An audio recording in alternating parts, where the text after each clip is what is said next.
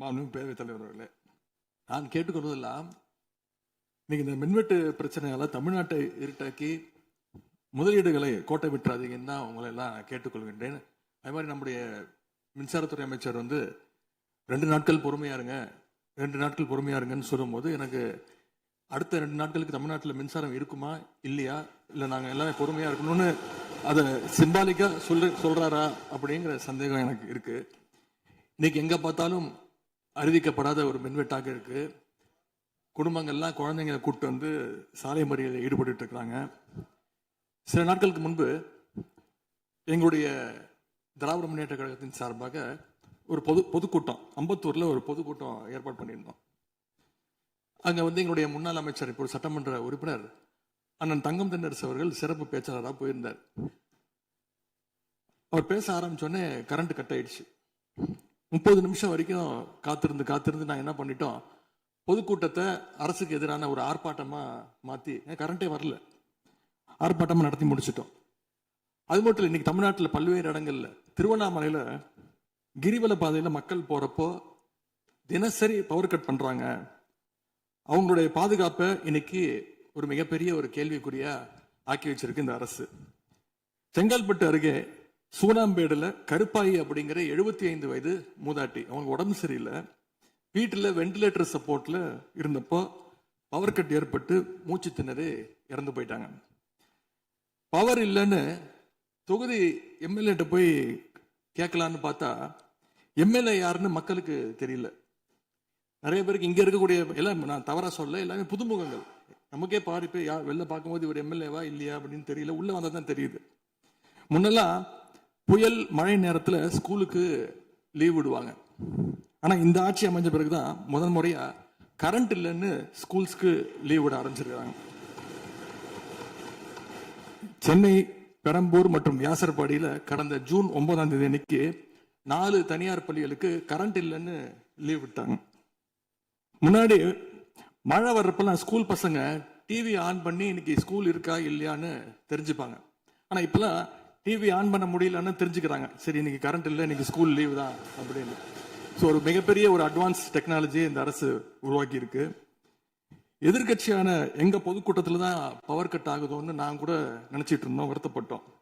ஆனா அமைச்சரவையில இடம்பெற்றிருக்கக்கூடிய விடுதலை சிறுத்தைகள் கட்சியுடைய தலைவரான அண்ணன் திரு தொல் திருமாவளவன் அவர்களும் பவர் கட்ல பாதிக்கப்பட்டிருக்கிறார்.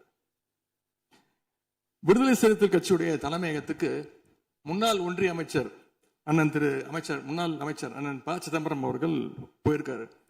ஒரு உள்ள போனோடனே கரண்ட் கட் ஆயிடுச்சு.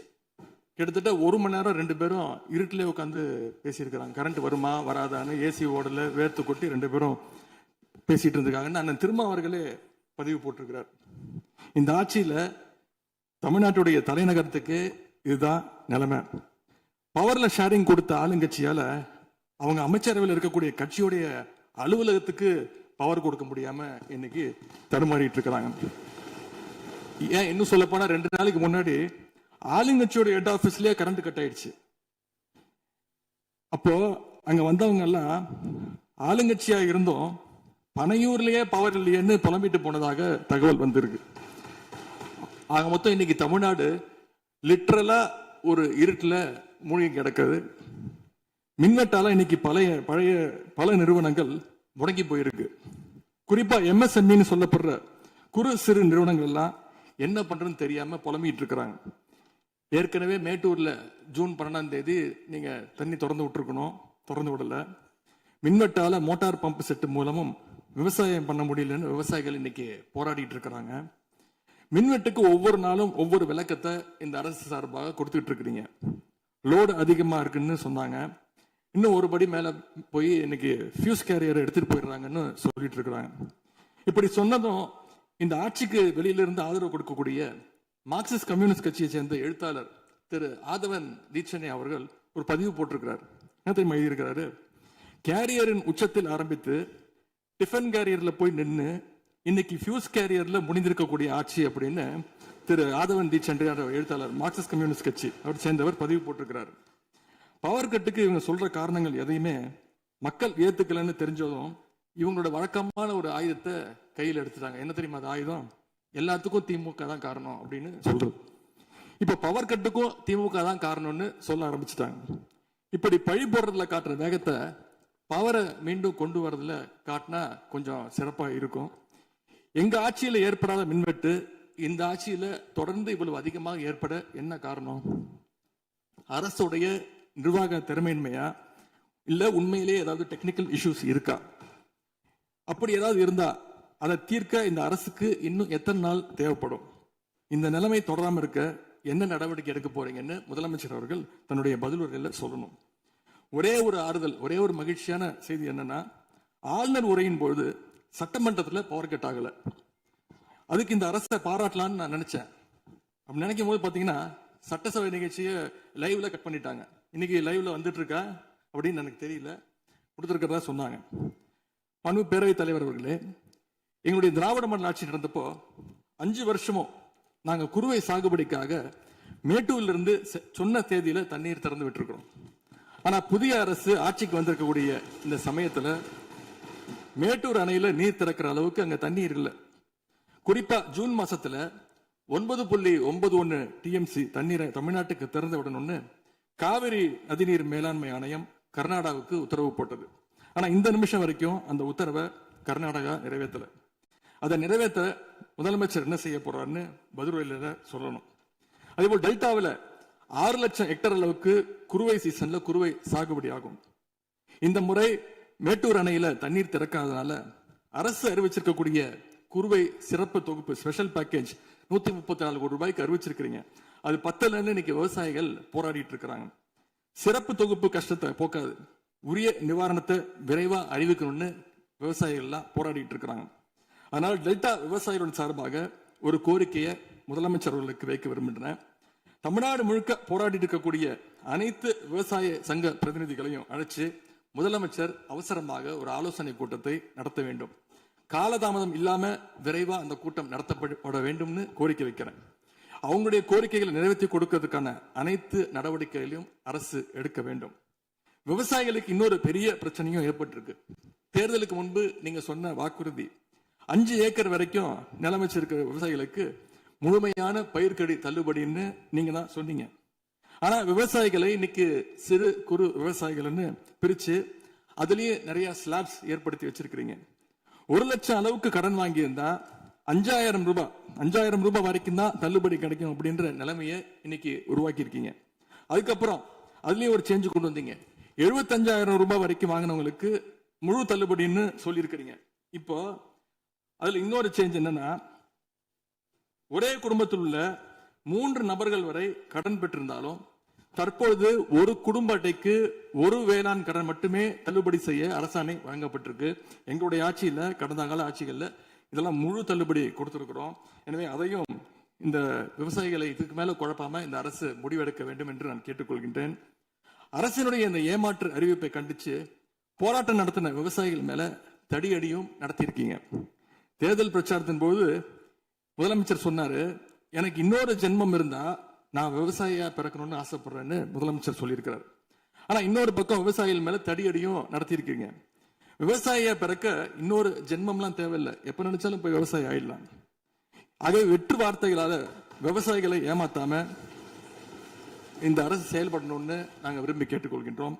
மேட்டூர் அணையை திறக்காது, மேகதாது அணை பிரச்சனை, பயிர்க்கடன் தள்ளுபடியில ஏமாற்றம்னு இந்த 1 மாசத்துல மட்டும் விவசாயிகள் பல சோதனைகளை சந்திச்சிருக்கிறாங்க. ஆனால் பேரவைத் தலைவர் அவர்களே, இன்னொரு முக்கியமான விஷயம், இந்த ஆட்சியில அரசு பள்ளிகள்ல நடக்கிற கூத்தெல்லாம் பார்க்கும்போது ரொம்ப அதிர்ச்சியாக இருக்கின்றது. முன் எப்போதும் இல்லாத வகையில அரசு பள்ளிகளுக்குள்ள சட்டமன்ற உறுப்பினர்கள் போறாங்க. தப்பு இல்லை, போகணும், ஆய்வுகள்லாம் செய்யணும். ஆனா பள்ளி மாணவர்கள் மத்தியில மோசமான கருத்துக்களை கொண்ட பாடல்களை எல்லாம் ஒளிபரப்பி எல்லாரும் டான்ஸ் ஆட சொல்றாங்க. முதலமைச்சரோட போட்டோ மாற்றுறதோ பாடல் போடுறதோ இங்க பிரச்சனை கிடையாது. ஆனா அவங்க என்ன பாட்டை மாணவர்கள் மத்தியில போடுறாங்க அப்படிங்கிறது தான் இங்க இருக்கக்கூடிய பிரச்சனை. மாணவர்களுக்கு தன்னம்பிக்கையும் ஊக்கமும் அளிக்கிற மாதிரியான கருத்தான பாடல்களை போட்டா பரவாயில்ல. ஆனா சினிமா படங்கள்ல வர குத்து பாடல்கள், தவறான அர்த்தம் கொண்ட பாடல்கள் எல்லாம் குழந்தைகள் மத்தியில ஒளிபரப்பி அதை ஏற்கவே முடியாது. எனவே முதலமைச்சர் தலையிட்டு உடனே இதை நிறுத்தணும்னு கேட்டுக்கொள்கின்றேன். அடுத்து மிக முக்கியமான ஒரு பிரச்சனையை இந்த அரசின் கவனத்துக்கு கொண்டு வர விரும்புகிறேன். இன்னைக்கு தமிழ்நாட்டுடைய சட்டம் ஒழுங்கு நிலைமை எப்படி இருக்குன்னு செய்திகளை பார்த்தா அவ்வளவு கொடூரமாக இருக்கிறது. ஒரு மாசத்துல 200க்கும் மேற்பட்ட பாலியல் குற்றங்கள் நடந்திருக்கு. அதுல 100க்கும் அதிகமான குற்றங்கள் சிறுமிகள் மீதான பாலியல் வன்கொடுமைகள். ஜனநாயக நடைமுறைக்கு எதிராக குழந்தைகளை பயன்படுத்தி பெரியவங்க கிட்ட வாக்கு கேட்டார் என்று இருக்கக்கூடிய முதலமைச்சர். ஆனா அவர் ஆட்சியில குழந்தைகளுக்கும் பாதுகாப்பு இல்ல, பெரியவங்களுக்கும் பாதுகாப்பு இல்லைங்கிற நிலைமை இன்னைக்கு நடந்துட்டு இருக்கு. இந்த புதிய அரசு ஆட்சிக்கு வந்த ஒரு சில நாட்கள்லயே கோயம்புத்தூர்ல 10 வயது பெண் குழந்தைய பாலியல் வன்கொடுமை செஞ்சு கொலை பண்ணியிருக்கிறாங்க. முக்கியமா தமிழ்நாட்டையே உலுக்கிய ஒரு கேஸ், கும்மிடிப்பூண்டியில ஒரு 3 வயது குழந்தை பாலியல் வன்கொடுமை செய்யப்பட்டு புதர்ல வீசப்பட்டு அதன் பின்பு அந்த குழந்தை இறந்தும் போயிடுச்சு. இந்த சம்பவத்துக்கு நீதி கேட்டு அங்க இருக்கக்கூடிய மக்கள்லாம் போராட்டத்துல இறங்கிட்டாங்க. கோயம்புத்தூர்லயும் சரி, கும்மிடிப்பூண்டியிலையும் சரி, 2 சம்பவத்திலுமே மரணமடைஞ்ச குழந்தைகளுடைய உடலை பெற்றோர்கிட்ட முறையா கொடுக்காம வேற இடத்துல காவல்துறை மூலமாகவே அடக்கம் பண்ணிருக்கிறாங்க. இதையெல்லாம் பாக்குறப்போ நாம இன்னைக்கு தமிழ்நாட்டில் தான் இருக்கிறோமா, இல்ல உத்தரப்பிரதேசம், மத்திய பிரதேசம் மாதிரி வடநாட்டில் இருக்குமான்னு எங்களுக்கு சந்தேகம் வருது. சிங்கப்பெண் படைன்னு ஒரு திட்டத்தை முதலமைச்சர் அவர்கள் தொடங்கினார். அந்த திட்டம் வந்த அடுத்த நாளே காவல்துறை சேர்ந்த ஒரு பொண்ணுக்கு 3 பேர் பாலியல் தொல்லை கொடுத்திருக்கிறாங்க.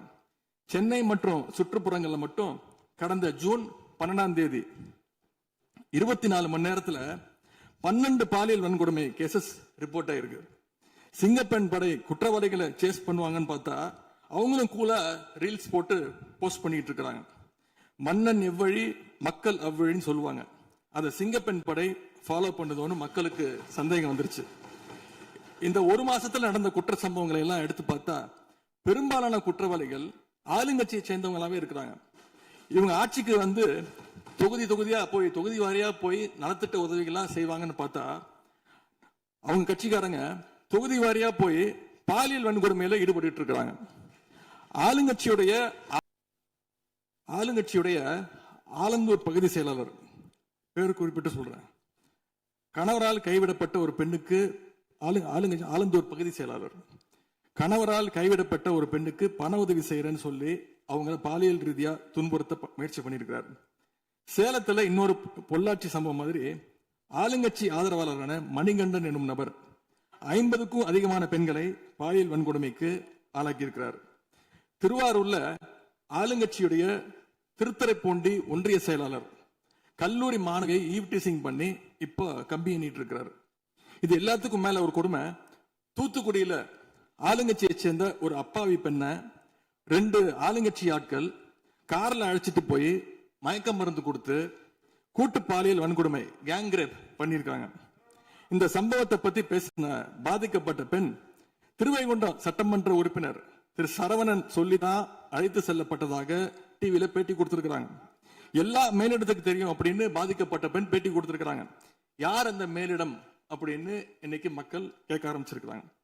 தனக்கு நேர்ந்த கொடுமையை ஆளுங்கட்சியினுடைய அமைச்சர்கள் 2ஆம் கட்ட 3ஆம் கட்ட தலைவர்கள் கிட்ட சொன்னதாகவும் பாதிக்கப்பட்ட பெண் இன்னைக்கு சொல்லியிருக்கிறாங்க. ஆனா நடந்தது என்ன? யார் தப்பு பண்ணாலும் நடவடிக்கை எடுக்க தயங்க மாட்டேன்னு சொன்னார் நம்முடைய முதலமைச்சர். ஆனா இந்த சம்பவத்துல குற்றம் சாட்டப்பட்டுள்ள சட்டமன்ற உறுப்பினர் மேல என்ன நடவடிக்கை எடுத்தாங்கன்னு தெரியல. அதுக்கு மாறா பாதிக்கப்பட்ட பெண்ணை கட்சியிலிருந்து நீக்கி இருக்கீங்க. இதுக்கு பேர் தான் மாற்றமா? இதுக்கு பேர் தான் தூய சக்தியா அப்படின்னு மக்கள் கேட்கிறாங்க. முதலமைச்சர் அவர்களே, மாண்பு பேரவைத் தலைவர் அவர்களே, நம்முடைய முதலமைச்சர் அவர்கள் 6 மாசம் டைம் எடுத்துட்டு வந்து சட்டம் ஒழுங்கை நிலைநாட்டுற வரைக்கும் நாங்க காத்துக்கிட்டு இருக்க முடியாது, நாடும் தாங்காது. இதை பத்தி கேள்வி எழுப்பினா கூட காவல்துறைக்கு பொறுப்பு வைக்கக்கூடிய முதலமைச்சர் எதுவும் பேச மாட்டேங்கிறார். To remain silent in the face of evil is itself evil அப்படின்னு ஒரு பழமொழி உண்டு. அது யாருக்கு பொருந்ததோ இல்லையோ இந்த அரசுக்கு சரியாக பொருந்தது. ஆகவே முதல் வேலையா சட்டம் ஒழுங்கை காப்பாற்றுறதுக்கு முக்கியத்துவம் கொடுத்து இந்த அரசு நடவடிக்கை எடுக்கணும்னு கேட்டுக்கொள்கிறேன். ஊழல் சக்தின்னு சொல்லிட்டு அதே எம்எல்ஏக்களுக்கு இன்னைக்கு ஒரு மச்சத்தை மட்டும் வச்சுட்டு இன்னைக்கு தூய சக்தியா நீங்க மாத்திட்டீங்க.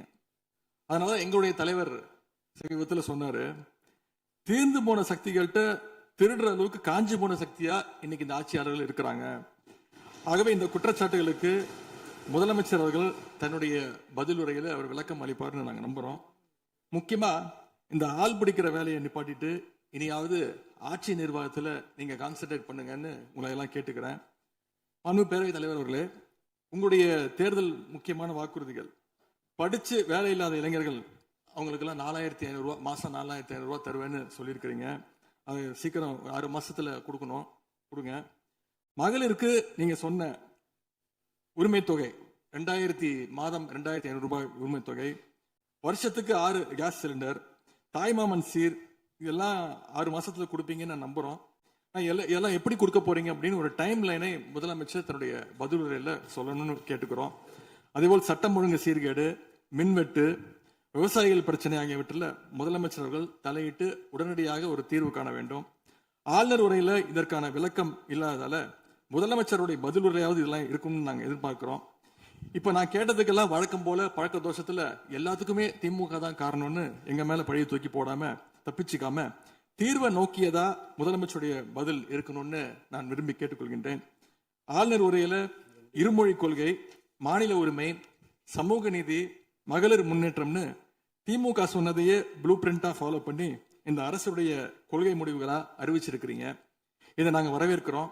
மற்றபடி ஆளுநர் உரையில தமிழ்நாட்டுடைய வளர்ச்சிக்கான ரோடு மேப் எதுவும் இல்லைன்னு கூறிக்கொண்டு முழுக்க முதலமைச்சருடைய புகழுரையாகத்தான் இந்த ஆளுநரை அமைஞ்சிருக்குன்னு சொல்லி வாய்ப்புக்கு நன்றி கூறி விடைபெறுகின்றேன். நன்றி, வணக்கம்.